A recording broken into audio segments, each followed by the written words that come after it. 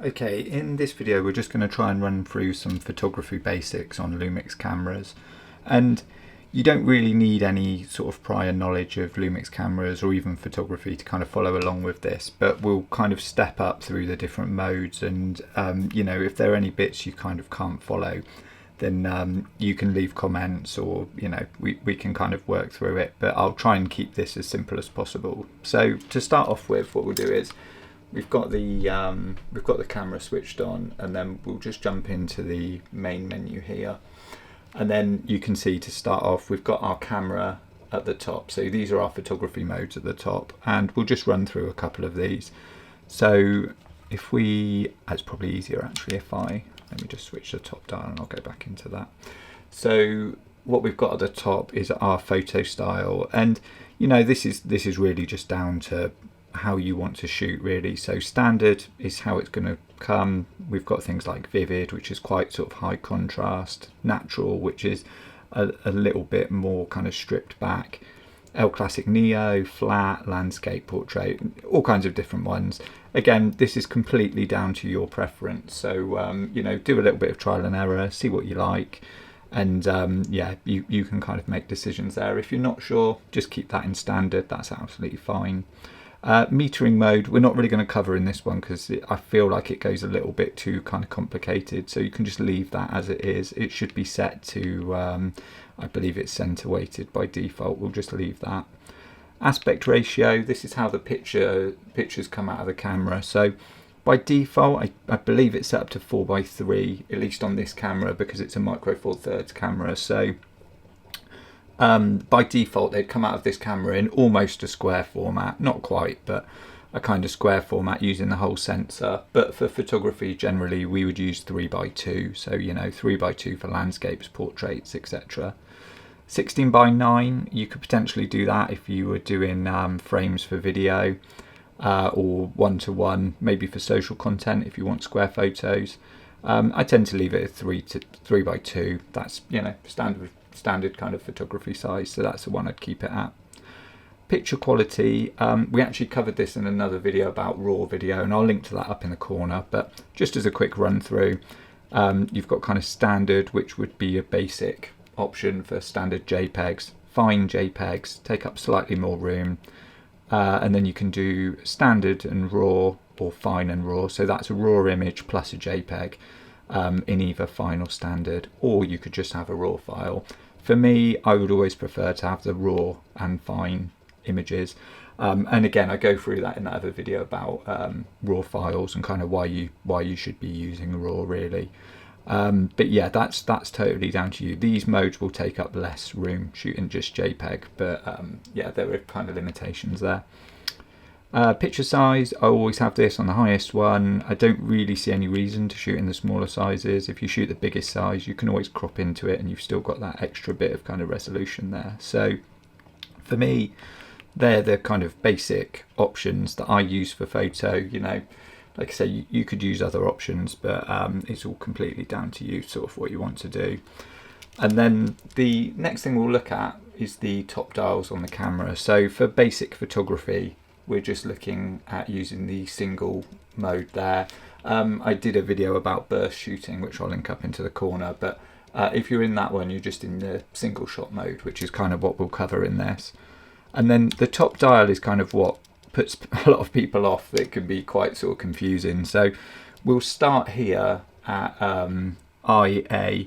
So IA essentially on this camera is basically intelligent auto. Before we run through that very quickly, we'll just have a look at kind of what we've got on the screen here, because it's important to kind of know what's here. So we've got our shutter speed, which the camera will essentially, in this mode, it will be selecting all of this for us, but we've got our shutter speed there, which at the moment on this is 8. Our aperture, which is being set to f1.7. And we've got our exposure compensation, which we'll cover a little bit later in this video, and our ISO, which again we'll cover that a little bit in other videos. But in this mode, in IA, essentially the ISO can't be set in this anyway. A lot of it's essentially just kind of locked down to to automatic. So what's going to happen is as you hit the shutter, the camera is just essentially going to do all the work for you. It's going to try and detect the subjects in the scene. It's going to try and decide what's going on in the frame. And it's got a range of settings like portrait, sunset, macro, low light. I believe this one's even got a food setting. And it will basically use that to try and select the best options for the picture and to kind of do all of that on your behalf. So if you're somebody that just wants to start off by not having the headache of, you know, using all the dials and modes, that's the mode for you. You can just set that up and just use it. So, you know, it's just point and shoot, exactly point and shoot basically. We'll very quickly just cover the focus modes up here, which I covered in another video, so I'm not going to go in much detail about them, but basically you've got single focus, continuous and manual focus. So again, if you want to be you know, just going fully auto, I would put this into C, and then that will just give you the easiest option for both focusing and for you know, the mode for shooting in. And the next mode we've got, if we switch one down the dial, we've got the P mode, which on this camera is called program shift mode.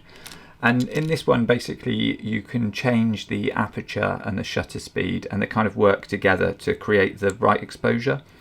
And we kind of need to go into the concept of that really, but you can use the top dial to change the kind of change the aperture and the shutter speed together.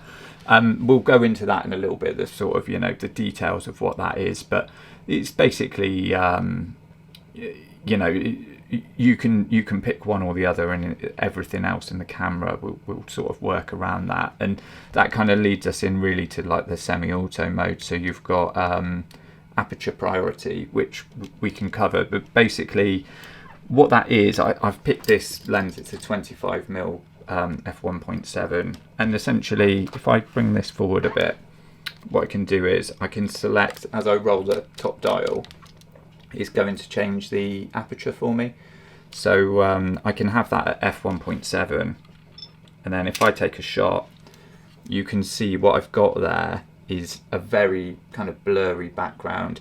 Really just the main focus of the shot, the SD card that I just took a picture of, is in focus.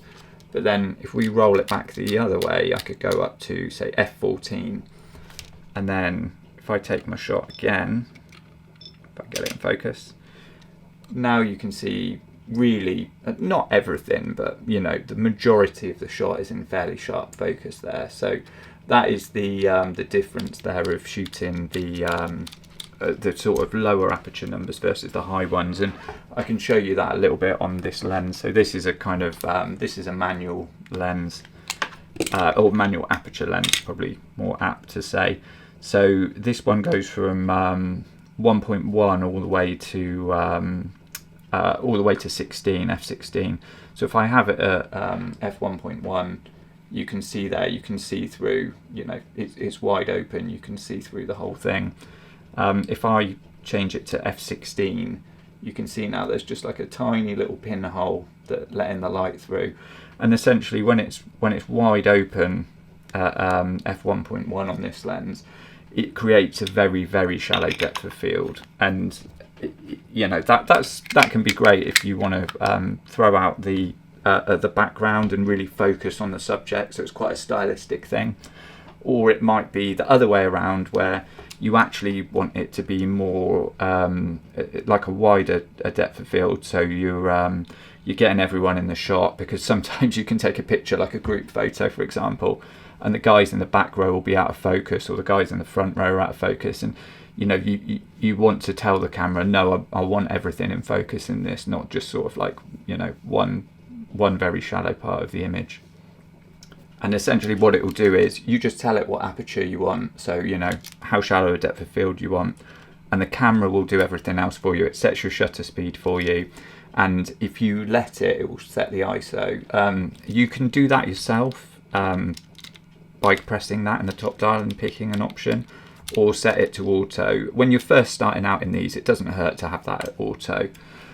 Basically what the ISO is kind of like making the sensor is more kind of sensitive to light the higher you go, but the trouble is it can introduce noise into images. So when you leave it on auto, quite often it will pick a very high option, and sometimes that can introduce noise. So you can take more control over this when you feel confident doing that. So then that kind of brings us on to our next one, which is S, and on this that's shutter priority. And the shutter speed essentially dictates the amount of motion blur in an image. So if you're doing long exposure photography, you can get all those kind of light trails and things like that. Or if you've got like kids running around or maybe pets or something like that, you're probably going to want it to be quite high, because otherwise all you're going to get is a big blur in the picture. So I can try and give an example of that in this. So if we're at say 25 frames a second, sorry, 20th of a second, and it'll be, if I just kind of move this around a bit, you can kind of see there that the lens is pretty blurry, nothing's really in shot. Whereas if I bump that right up to say 200th of a second, oh sorry, I have to get it in focus first, you can kind of see that there's still a little bit of blur there, but it's much more, the shot is much more in focus than it was before. And sorry, if I can actually get back to it, there it is. And you can ramp that up higher, so sometimes you can only go so high on a certain lens, but you can see it's fairly sharp. Once you're up high and things are moving, you can get sort of quite sharp subjects that are going quickly. So it's a good one for motorbikes, cars, anything that's moving quick. You're going to want a nice fast shutter speed. So you can tell the camera that is the priority. You don't mind if it's slightly shallow depth of field to get that fast shot.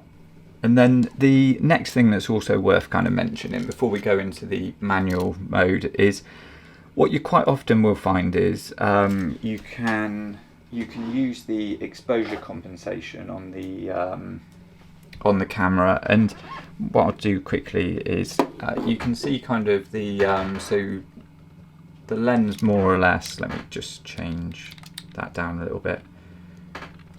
Might have to move it back a bit. So that lens more or less is in focus in this shot, and it looks good. And then what you might find in some scenarios is if you put a light source behind something, then occasionally what you'll find is it might just be a little bit underexposed for what you want. So sometimes what you'll get is, if we kind of reveal this more, then you'll find like all the detail in the lens is gone. So what we could use is the exposure compensation, and you can kind of bring it up a little bit to get a bit more detail in the darker areas of the shot. It's a little bit hard for me to focus on that, but essentially what I'll do is, let me switch that off. So if I just take a picture of the lens just on a standard kind of shot, you get quite a nicely exposed image. And then if we jump it up to say +2 on there, let's try that, you get what is deemed to be an overexposed image. But sometimes in a shot, what you want to be exposed is not always what the camera thinks is correct. So you can use that to either lower the exposure or up the exposure, depending on what it is you want to capture. So quite often in those instances it will be because there's a bright light behind someone, or maybe a window, and it's much easier to just flip the scene around, and then things are quite easier to get. But it might be that thing in the background is actually what you want in the shot. So you could use things like a reflector to bring a bit more light onto the person. But if you're going to do it in camera, you can use exposure compensation. It's going to blow out the background a little bit, but you'll get a bit more detail in the person. So it's something you can think about using. And then that kind of brings us to manual mode, which in this mode there's a lot more room for error in taking shots, because you're selecting a lot more. You can use again, you can use auto ISO in this, so that can make it easier, but you've got full control over shutter speed and the aperture independently. You may not see this on your camera. It's called the Expo meter. I'll leave a link up in the corner on how you can kind of enable that. But I find that really useful, because I'm using my camera in manual a lot, and it will tell you how far you can kind of go with certain options in the camera. but it's yeah, quite often people will be using you know, a set ISO. They'll set the ISO, and then they'll be setting their own shutter speed and setting their own aperture. But the thing is, every time the light changes, or you know, the person sort of changes speed, or could be anything, you know, that there's potential that you're going to need to tweak the settings on the camera. But that is giving you full control. So you're saying, you know, I want this depth of field, this shutter speed, potentially, you know, keeping the noise down in the ISO. It's really just giving you the most flexibility in your shot. And really then, the next one we've got, we're coming into the movie modes, which I'll do a basics on that. I'll link that up in the corner when it's live. And we've got the custom modes, which you can actually use these for photography and video. So I'll link up in the corner to how you can kind of set those and work with them. And they're really useful. You know, I find them useful for photography and video. So, you know, that's something you can kind of look at there. They essentially just allow you to set up kind of different photography, I guess, like workflows and setups under each dial, and you can switch between them nice and quickly.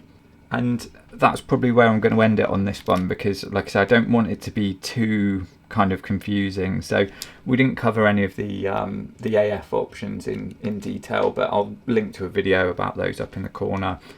And yeah, I'll kind of leave it there, because that's obviously quite a lot to take in. And if you've got any questions, you know, feel free to drop them in the comments, and I'll do my best to answer.